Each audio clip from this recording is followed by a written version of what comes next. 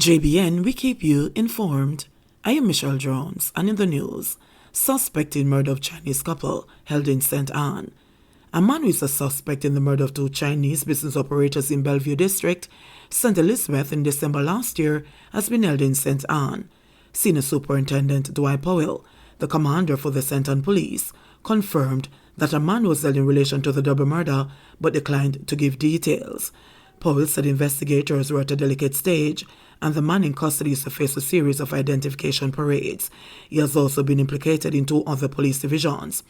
A police source said that the suspect is being investigated by the Major Investigations Division MID as he is believed to be one of three gunmen caught in a closed-circuit television system posing as customers in Jojo's supermarket before killing Akon 1, 48-year-old businesswoman, and Chuan Shu, 53-year-old businessman of Bellevue District.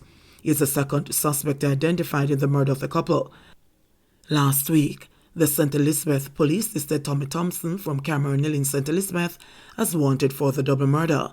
A police source said investigators are also probing the possibility of the double murder being contracted. Police, who were alerted to the scene sometime after 7 that night, arrived to find both persons critically injured. They were taken to hospital where Shu was pronounced dead on arrival, while one died later. Two men were taken into custody the week after the double murder and questioned by the police. No update was provided on their detention. Cop gets off corruption rap. A policeman who was accused of collecting $5,000 from a man who was involved in a criminal case was freed when he appeared in the St. Catherine Parish Court on Thursday, February 3. He is Corporal Newton Clatcher of the Spanish Town Police Station in the St. Catherine North Division. When the matter was heard before Parish Judge Keon Lamy, the policeman was freed after the complainant revealed that he could not remember what transpired. The complainant also said he did not make a formal report but was given a piece of paper to sign. The complainant also revealed that he had no interest in pursuing the matter for religious reasons. The Crown offered no evidence. Judge Lamy then dismissed the matter against the accused, who was represented by attorney-at-law John Clark. His court appearance arose from an incident in 2020 when Clatcher was accused by the complainant of soliciting money to prevent a warrant from being executed on him. The police launched an investigation, and a file was sent to the Office of the Director of Public Prosecutions, DPP. The DPP ruled that Clatcher be charged with corruption. The policeman was charged with breaches of the Corruption Prevention Act. He made numerous court appearances, during which time he maintained his innocence. Man chopped to death in St. Elizabeth. Police are probing the circumstances surrounding the chopping death of a man in Arlington District in St. Elizabeth on Sunday. The deceased has been identified as 27-year-old John Johnson, a farmer of Arlington District. Police reports are that about 8:30 p.m., residents stumbled on Johnson's body in front of a building in the community. The Black River police were alerted and, on their arrival, saw Johnson suffering from multiple chop wounds. He was taken to hospital where he was pronounced dead. Businessman charged in shooting death of cabbie he mistook for a robber. A businessman has been charged in relation to the shooting death of a taxi operator accused of attempting to rob his address in Storetown, St. Mary last month. Selwyn Johnson, 62, was charged late last week with the murder of 34-year-old Marlonda Henry, a resident of Port Maria, St. Mary. Johnson was also slapped with 2 counts of shooting with intent, arising from the same incident that occurred on January 15. Reports said that Henry went to the hardware store to collect several items when Johnson accused him of being a robber. The businessman then used his licensed firearm to allegedly shoot Henry several times, including in the back. Sometime during the incident, it is also alleged that Johnson used his weapon to shoot at a motor car parked in front of his business establishment. The driver of the vehicle sped away from the premises with a passenger, and both escaped unharmed. The businessman had reportedly suspected them to also be robbers, police sources indicate.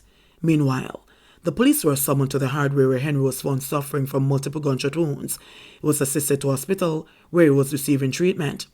Before his death, days later, Henry gave a full statement to the police, explaining his side of the events on the day he was allegedly shot by the businessman. Based on investigations, lawmen detained Johnson, who was subsequently charged last Thursday. JCF mourns passing of policeman who died suddenly while on duty. The Jamaica Constabulary Force JCF is in mourning following the death of a policeman who died suddenly while on duty in Papine, St. Andrew on Saturday. The police report that Inspector Rupert Harper was reportedly on duty managing a dispute in the area when he fell ill and collapsed. He was transported to the hospital where he died. Harper was serving the Detention and Courts Division at the time of his passing. He had served the division for 7 years after being transferred there from the St. Andrew South Division in 2013. He also served the Mobile Reserve Division and the Band Division. The JCF says Harper is remembered as an upbeat, optimistic individual who fiercely defended the well-being of those who worked under his command. He is survived by his wife and 3 children. Personnel from the Chaplaincy Services Branch and the Community Safety and Security Branch have been working with Harper's family and colleagues as they go through this difficult time. MOKA happy with arrests made so far this year.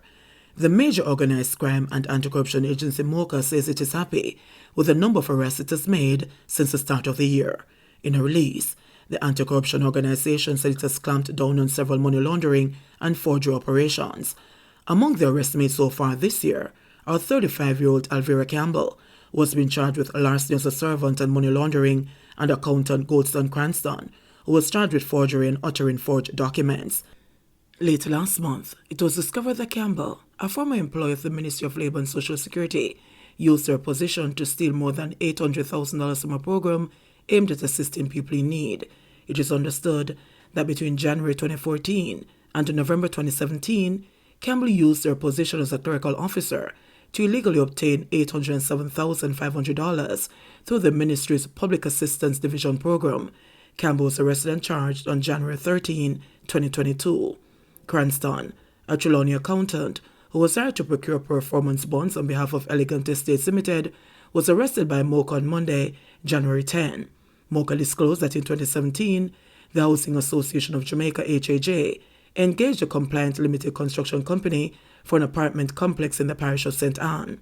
The project was subcontracted to Elegant Estates Limited, which were required to submit a performance bond in favor of the HAJ. Elegant Estates Limited hired Cranston to procure 2 performance bonds on its behalf. One of the bonds was in the sum of 16.4 million Jamaican dollars, and the other totaled 5.4 million Jamaican dollars. On seeking to authenticate the bonds, the HAJ discovered that while the bond for the small amount was authentic, the performance bond for the larger amount was fraudulent. In a release, MOKA also revealed that so far this year, 3 other individuals were arrested in Hanover during a joint operation with the Lottery Scam Task Force, the Trelawney Division of the Jamaica Constabulary Force, JCF Area 1 Operational Support Team, and the Jamaica Defence Force. All 4 persons were alleged to be involved in crimes ranging from lottery scamming, financial crimes, and breaches of the Firearms Act. During that operation, a search warrant was executed at the residence of Davian Vaughan's of Lookout District, Hanover, which uncovered electronic devices and other documents of investigative interest. A simultaneous operation took place at the residence of one Ashwin Stewart and his common-law wife, Jamaica Happy, where several electronic devices were seized. Davian Vaughan's, Stewart and Happy were all charged with possession of identity information, contrary to Section 10(1) of the Law Reform, Fraudulent Transactions, Special Provisions Act. The collaborative effort of the various security entities involved in these arrests is a demonstration of the value of collaboration in fighting crime, MOKA said. MOKA and the Financial Investigation Division, FID, recently signed a Memorandum of Understanding, which will see greater sharing of resources and information in an effort to strengthen the fight against crime and violence. Top Aberdeen in St. Elizabeth gets water supply. A water supply system has been commissioned into service in the community of Top Aberdeen, St. Elizabeth, by Rural Water Supply Limited. The project, spearheaded by the Ministry of Local Government and Rural Development through the agency, was done at a cost of $110 million, funded by the government. The works included a newly constructed solar hybrid water pumping station, the installation of pipelines, and the construction of a water storage tank. Residents must apply to the National Water Commission for the connection of the water supply to their homes. Minister of Local Government and Rural Development, Desmond McKenzie, who addressed the February 3 ceremony, said the commissioning of the new water supply system is tangible proof of the government's commitment to providing increased access to the basic commodity. It also speaks to the recognition that all Jamaicans, not just in the big towns and cities of Kingston or Montego Bay, must have access to water, and that access to water is to improve the pursuit of prosperity, livelihoods and economic freedom for many communities which lack the basic commodity of water, he noted. He commended the Rural Water Supply Limited for the work it has been doing in improving citizens' access to water. Most times it is the leader who gets the praise, but there are persons who have to implement the policies that we initiate. And I want to thank the team at Rural Water for an excellent job. They are a competent set of professionals, and I want to thank them publicly for the job that they have been doing and will continue to do, he said. Mackenzie also implored residents to ensure that they pay for their water supply when they get connected. When the NWC connects you to the system, make sure you pay the bill. And I don't want anyone to say that the Member of Parliament gave you the water. It is important that I use this platform to say to you that the water is not free. It comes at a cost. Remember, it's your taxpayers' money that helps to provide it, and you have an obligation to pay, he said. Meanwhile, Member of Parliament for the area, Delroy Slowly, said that to encourage the residents to sign up for their supply in short order, the NWC will give the first 50 residents who apply a 50% discount on their connection fee. Jamaica reports 229 new COVID cases, 4 deaths. Jamaica reported 229 new cases of COVID-19 and 4 fatalities on Sunday, according to the latest statistics from the Ministry of Health and Wellness. This pushed the total number of cases of the virus since the start of the pandemic to 126,222 and the death toll to 2,698. Of the newly reported cases, there were 134 females and 95 males with ages ranging from 23 days to 108 years. The cases were recorded in Clarendon 12, Kingston and St. Andrew 53, St. Mary 4, St. Catherine 51, St. James 18, Manchester 16, St. Elizabeth 13, Westmoreland 12, Trelawney 5, Hanover 7, Portland 18, and St. Anne 20. St. Thomas was the only parish to record 0 cases. The deceased are a 34-year-old female from St. Elizabeth, an 82-year-old female from St. Thomas, a 54-year-old female from Kingston and St. Andrew, and a 79-year-old female from St. Elizabeth. The country also recorded 184 new recoveries, bringing the total number of recoveries to 71,623. There are 3,892 active coronavirus cases on the island. The country's positivity rate now stands at 24.9%.